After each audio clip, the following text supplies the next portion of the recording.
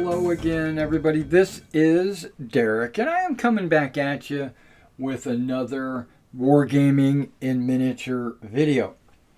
In this video, we're going to continue on with our MeG Boot Camp. Our MeG Boot Camp is our rules tutorial showing you the various rules for MeG, which is Mortem et Gloriam, which is an ancient medieval rule set, and we had just finished camps in the last video, and now we are moving on to chapter 9.10, which is flank marches and ambushes, and I should be able to also do 9.11, which is unusual troop types and actions. We are currently using the Compendium edition, and so let's look at 9.10 flank marches and ambushes. Okay, flank march is an off-table maneuver by a, so it's off-table, so you've got figures and a general in a tray somewhere that's not actually in the battlefield, by a general and troops aiming to arrive on the flank of an enemy army. There's been numerous famous ones throughout history, such as the Thermopylae and Kamakura. In addition, it represents the more common envelopment tactic of many horse archer armies. The following rules determine who can flank march. One subgeneral with up to 4 UGs can be sent on a flank march around each side of the table. So you can send one left, you can send one right. Except where a table edge has a deep water secure flank. So you can flank march on a table edge with a mountainous or wooded secure flank, but it may prove difficult to get onto the table. Okay, so you could have a secure flank with mountains or woods, but that doesn't stop flank marching onto that side. You would just be entering the table through like difficult terrain. The following may not flank march: army commanders, battle wagons, elephants, artillery, and of course camps. You can flank march with an allied subgeneral, but they must take all troops in their allied contingent. While a flank march remains off table, the tugs do not count towards the army size and break points. So the core army may break at a lower level than shown on the army builder. Yeah, so if half your army is off the table, your breakpoint's going to be a lot lower, so you got to be careful not to break before your flankers even arrive on the table. Number 3, to make a flank march, you decide whether to order the flank march after the out-scouting deployment has taken place. If you out-scout an enemy 100%, you will have a good idea whether a flank march will be useful or not, as you get to see their entire army before you decide. Immediately thereafter, place one or more generals next to your camp with a card face down under each of them. So you would take your general and you would just put it next to your camp, and then you would put a card underneath it. The card should be left flank march or right flank march from your cards. Those are your purple cards. You have a number of purple cards. You have flank march right, you have flank march left.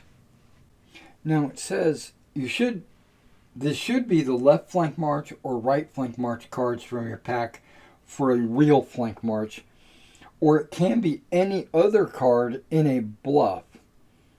So the only other cards are ambushes. There needs to be a card that says like bluff or something like that, because you're not going to take a colored card, because that would be taking it out of your deck. Okay, I should have read the next line. It says note note the numbers from the army builder of any UGs flank marching on a sticky note and place it on the underside of the card. And then if you wish to bluff, you can write something like bluff or surprise or fake or whatever under the flank march card.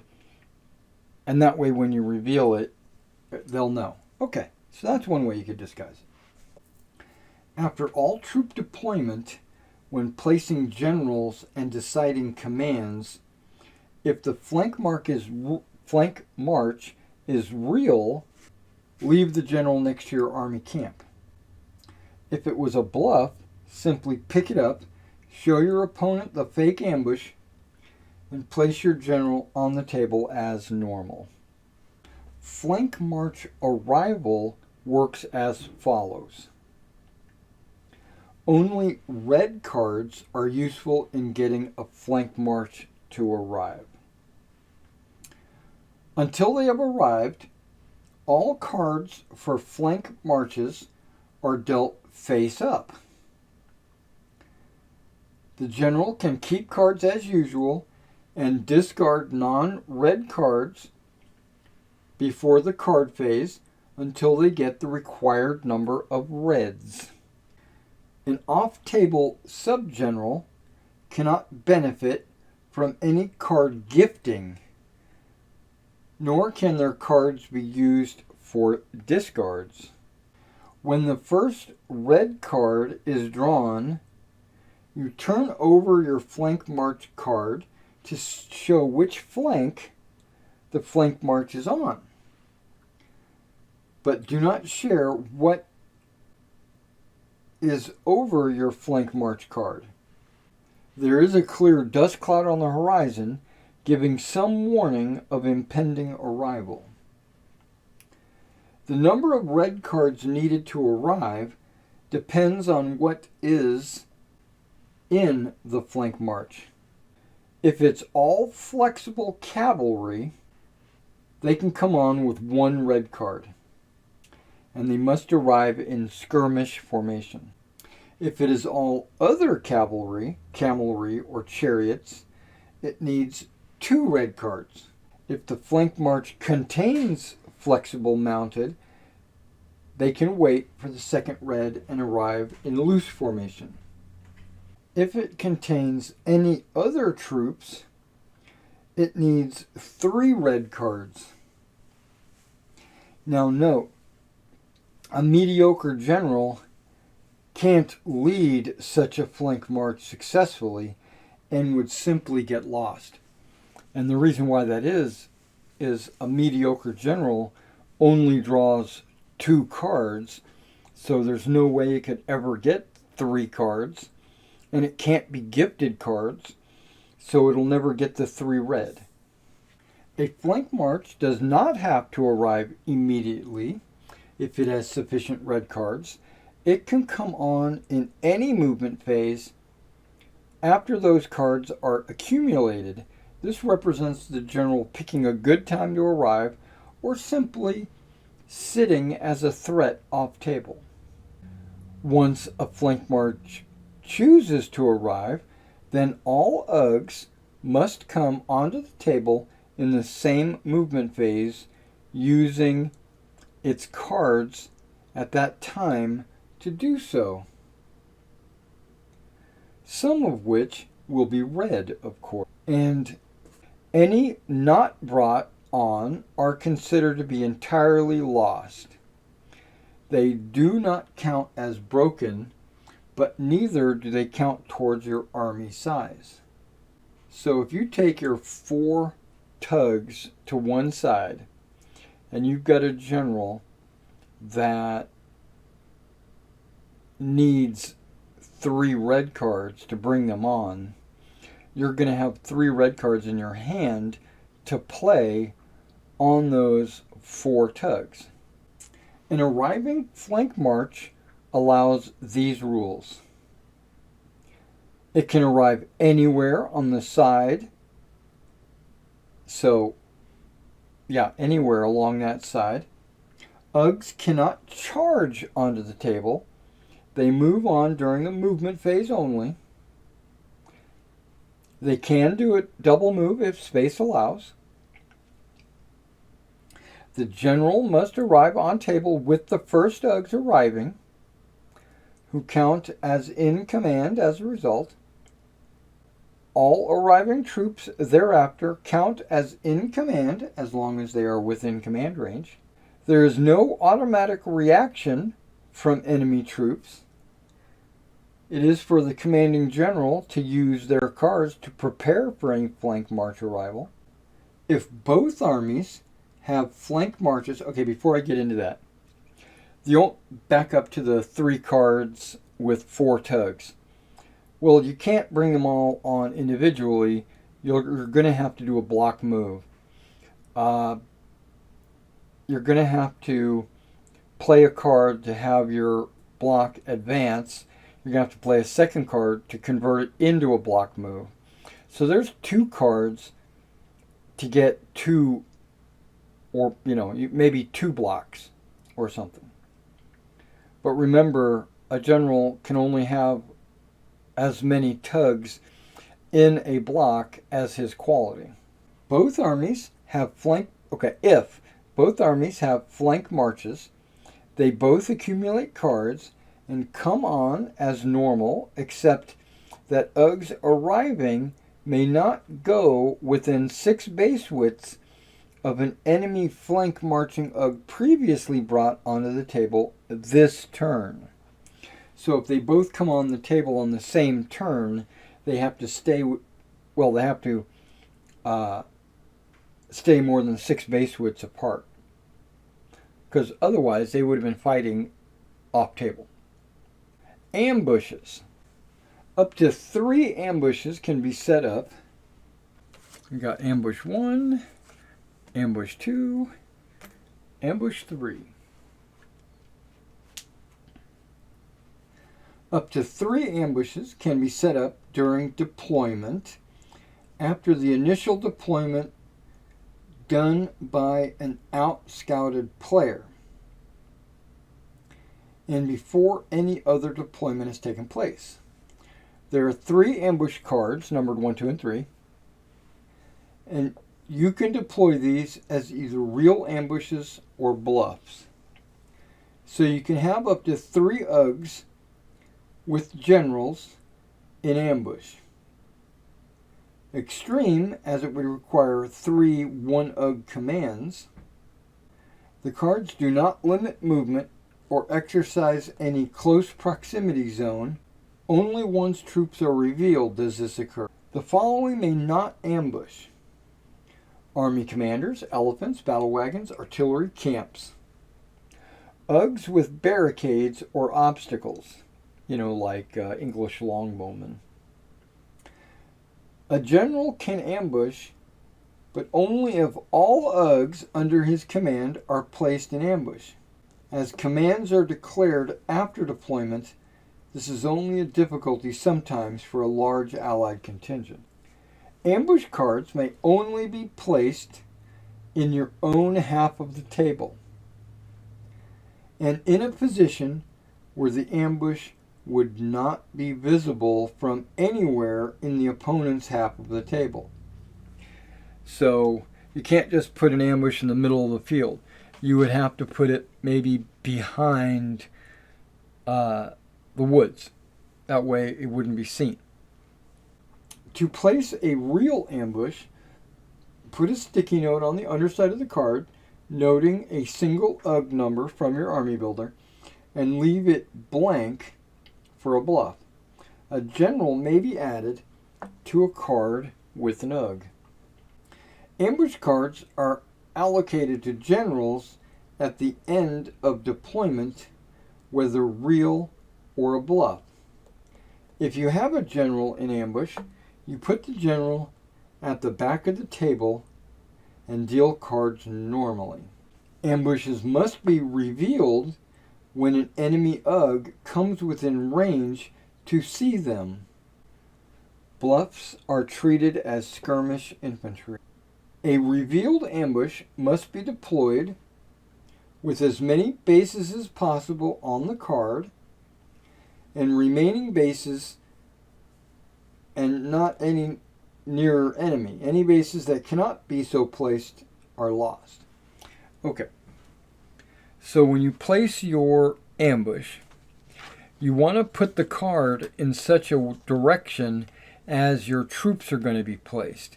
So if you want them kind of facing this way, you might lay your ambush like that. And then when this card is spotted, when you go to place your troops, you must place them on the card if possible. Right? And in this case, you're there, and then you just slide the card out from underneath it. Yeah, as many bases as possible on the card. And any other bases can be placed, but not closer to the enemy. So if this enemy was here, I couldn't place all of these guys on the card. And then if I had more bases, maybe cavalry or something that fills up the card, I can't take the extra and put it in closer to the enemy. I would have to put it on the backside or the side away from the enemy. Troops in ambush may charge with a single green card irrelevant or where the general is. They are not considered out of command, and it is their plan to attack with surprise. For other actions, ambushing UGs are considered to be out of command until they have moved, unless their general is with them. Troops in ambush may shoot at enemy who came in range and arc and must be revealed when they do so. Okay, the second half of this video is unusual troop types and actions. And a lot of these I don't have figures for, so we'll have to use our imagination. Okay, the purpose of this chapter is to pull everything for a few of the more unusual troops into a single place. One, elephants. Okay, elephants would be placed on a single 1 base width by 1 base width base.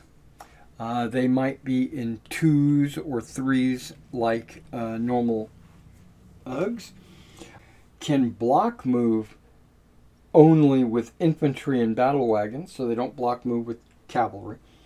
They cannot flank march or ambush.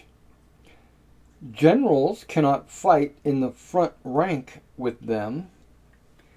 They automatically get shatter potential in charge combat and are automatically considered protected by their thick skins. Some get shove as well, but you'll pay for it in the army builder. They can shatter or shove enemy files with barricades or obstacles, and nothing can shatter or shove them. And some medieval ones can be fully armored. They shoot at full effect, 1 deep, at their mounted ranges. And most of the shooting is from the infantry accompanying the elephants. Cab tests against elephants always start at white, irrelevant of their quality. When routing, they cause cab tests on friends, that's elephants. Now, battle wagons are 2 base length one base width and two base length. I don't have any battle wagons. But basically, you would put your horses up front and the wagon in the back or whatever. And it would just be one solid, one base. You wouldn't actually put it on two bases. And they can be made up of 2 to 4 bases and are exception to legal formations. Battle wagon tugs can be in one of two formations. A one base width wide column represents the wagon's nose to tail. So that's saying you've got this, another battle wagon back here, like a march column. So they are allowed to be in that kind of formation. They can also be in two base width depth, which is basically one model, with a one base width gap between each of the wagon elements filled with infantry bases. These bases never fight and are used as spacers. So it's weird, but let's pretend this is a battle wagon, and this is a battle wagon. This is a battle wagon. This base is just a little bit too long, right? Okay, so hypothetically, let's say these are the 3 battle wagons. You can use a figure base, an infantry base, in between them.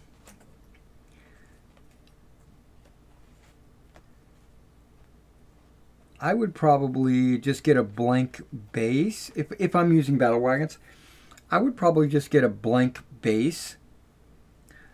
Maybe flock it. But I would not put any infantry on it. I would just put the base. And that represents a formation. I don't understand why you even need this. You could just deploy it like this. Using your measurement tool to do something like that, but the rules show using an infantry base as a spacer. They can switch from one to the other using an M9 90-degree turn representing them forming or breaking the column. A column cannot be kinked. It can wheel, but in doing so, no model corner may exceed maximum move distance, thereby limiting the amount it can wheel in place. Okay, so to kind of explain what I'm talking about, let's say I've got a 3 base battle wagon column, right? Remember, this is one base, this is one base, and this. Now, normally, when you wheel, you just take your measurement from the outside, and like that would be a one base width wheel, right? And then you would just pick this guy up and you would lay him like that, right? But in this case, the entire column goes straight, right? It doesn't, you don't snake it like you would expect, maybe. You don't snake it, you bring it straight. And by doing that, okay, this guy would be all the way over here, right? Okay, let's measure that. 1, 2. Yeah, that's perfect right there.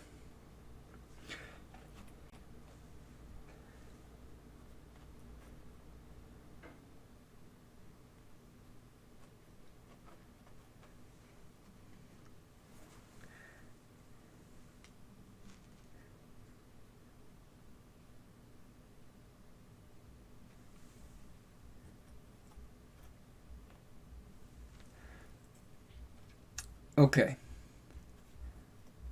So that would be the base's old position, and then this would be the base's new position, and that movement was approximately 6 base widths.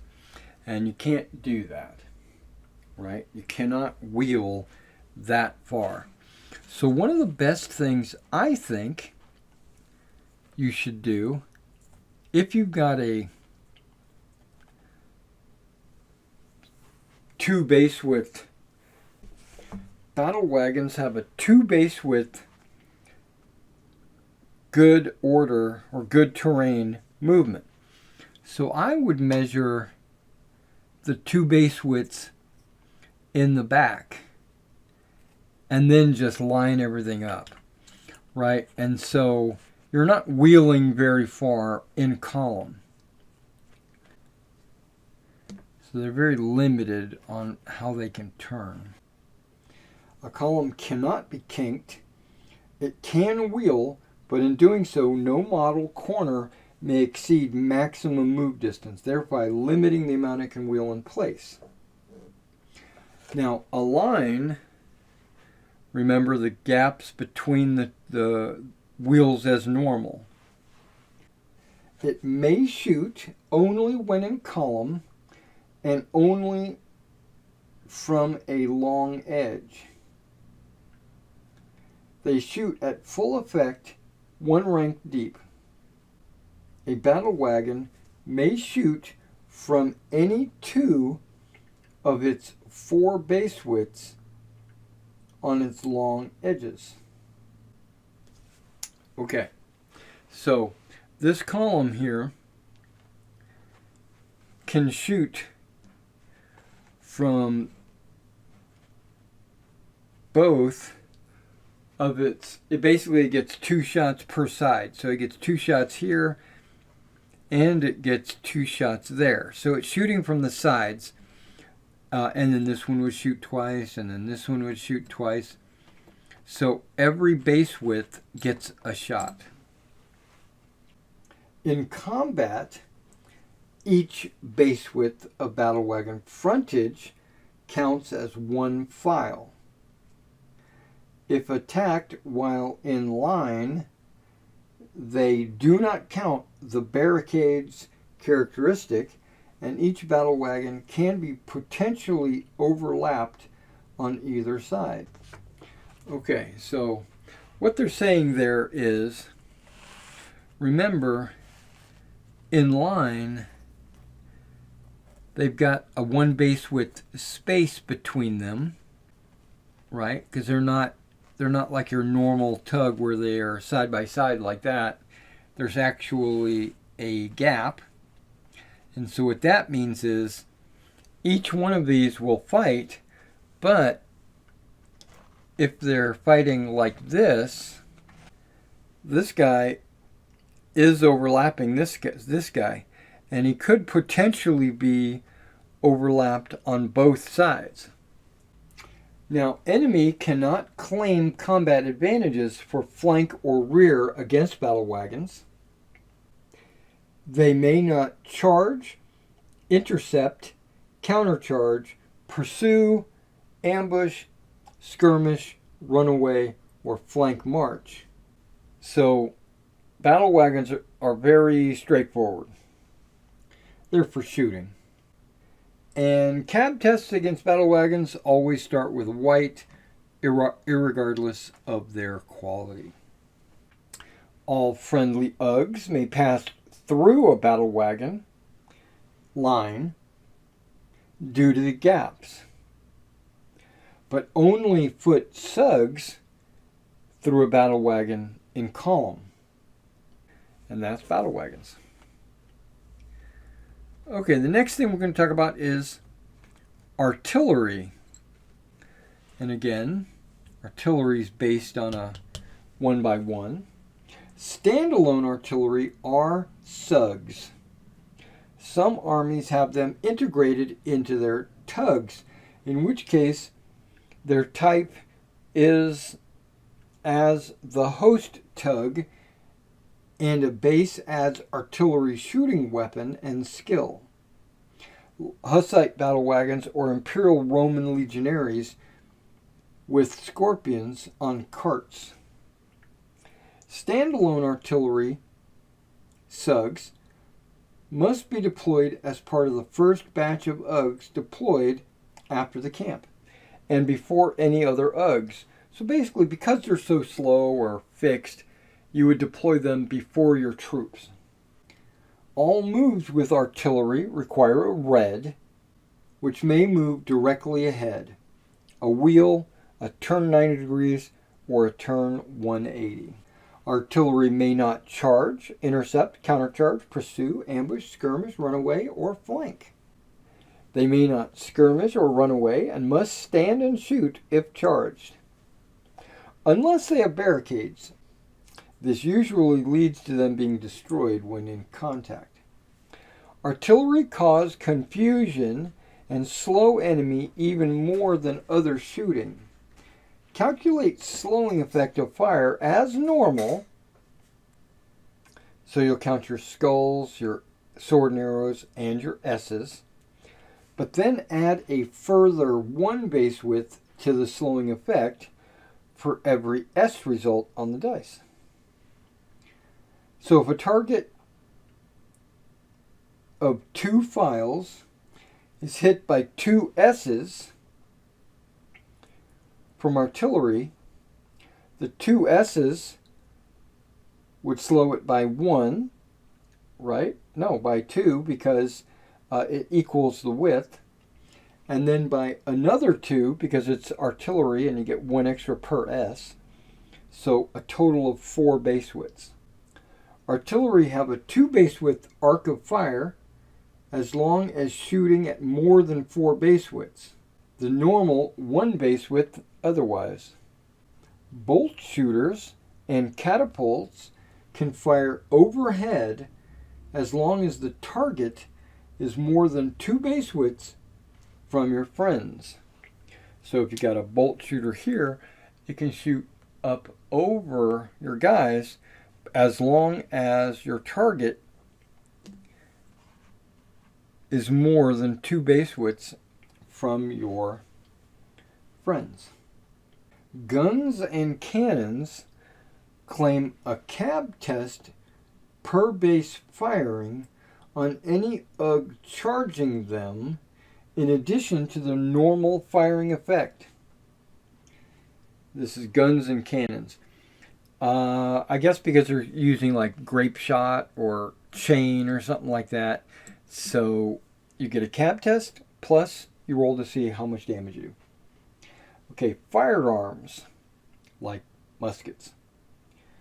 They cause confusion and slow enemy even more than other shooting. Calculate slowing effect as normal, but then add a further 1 base width to slowing effect for every S. So just like artillery. Camelry. Camelry treats sandy ground and sandy dunes as good going. Camelry get a +1 claim versus cavalry and chariots in charge combat, as horses were somewhat put off by them. And then barricades and obstacles, it says refer to the characteristics. Stakes and caltrops, look at the characteristics. Expendables, refer to the characteristics. And then mounting and dismounting, refer to the characteristics. But it says all cavalry and camelry can dismount if they are within 6 base widths of enemy battle wagons, a fortified camp, or UGs behind barricades or obstacles. All cavalry and camelry can dismount. Okay, so what they're saying there is if the cavalry knows it's going to have a hard time, like because of barricades or because of whatever reason, they can switch to infantry to avoid those difficulties. That means you will require additional figures. Replace your cavalry with a foot figure.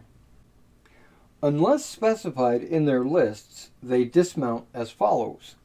Close formation infantry if the riders are fully armed. Otherwise, it's loose formation, like the same as the cavalry. But if the cavalry is fully armed or armored, they can deploy as close infantry. They deploy as the same quality as mounted, but are combat shy when on foot. Same training type as when mounted. Keeping short spear if they have them. As foot long spear if they are charging lancer or long spear. As foot polearm if they were mounted polearm. Keeping any missile weapon and shooting skill except if they were charge-only shooters. Flexible mounted in skirmish formation. It can be deployed in the flank sectors.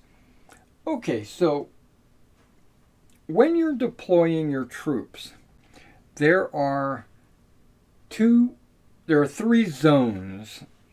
There are the 10 base widths on both the left and the right side, which are considered your flank sectors, and then the 25 base widths in the middle. And normally you don't deploy troops in the flank sectors. But mounted skirmishers, move SUGs, can be deployed in the flank sectors. They move like SUGs. Well, basically anything that's flexible moves as it's deployed. So, yeah, if your front rank is loose, then you move as loose. If your front rank is skirmish, you move as skirmish. If your front rank is close, then you move as close. Now, cavalry is loose and skirmish, where infantry is loose and close. And we'll get into that in just a second. They are pushed back by tugs, just as if they were a SUG, are forced to run away or skirmish, fight and shoot as a SUG, use SUG column. Okay, they still count as a tug towards your army size, and if lost, still counts as a tug lost and causes cab tests on friends as if you had lost a tug. So a flexible mounted is still a tug, even though it can be deployed as a skirmisher, because normally skirmishers don't count against your army. Okay, let's talk about flexible infantry. I've got a couple of them here. I've got these bad boys, the warriors, and then I got the nobles here as flexible infantry. They can be deployed as loose 3-figure base or close, which is a 4-figure base. Use M1 to switch between them. If drilled, they can therefore move and switch as part of a double move. Cannot switch between formations when in combat. So once you're in combat, you're pretty much stuck in the formation that you're in. Now, before we end this video, I wanted to point something out. It took me, plus I'm probably going to go over this in the bringing it all together video as well. But I was looking through all the advantages and disadvantages of being in close formation as opposed to being in loose formation, right? And so why would I care if a unit is flexible? Because what's the difference between them, right? There's little or no difference. There is an advantage in terrain when you are in loose formation. So if you're in any kind of terrain, you want to be in loose so that you get more movement, and it's also not considered affecting you per the does it impact you. So then I was like, well, why don't I always deploy in loose? Because there's no advantage for being in close. Well, that's not true. I recently discovered that any unit in close that is at least 2 bases deep gain the shove characteristic. So it automatically has shove if you're close 2 ranks deep. So do you want the shove characteristic or do you want the movement? All right, guys, thanks for coming out and watching this chapter, which we talked about marches and... Nope. Yeah, we talked about 9-10, which is flank marches and ambushes. And we also talked about a few of the unusual troop types and flexible and stuff like that. Alright, so in the next video, we're going to talk about some of the optional support rules, like fog of war, the campaign rules, weather, competitions, and then we might also talk a little bit about some of the characteristics. Alright, so thanks for coming out and checking this video out, and I will see you in the next video.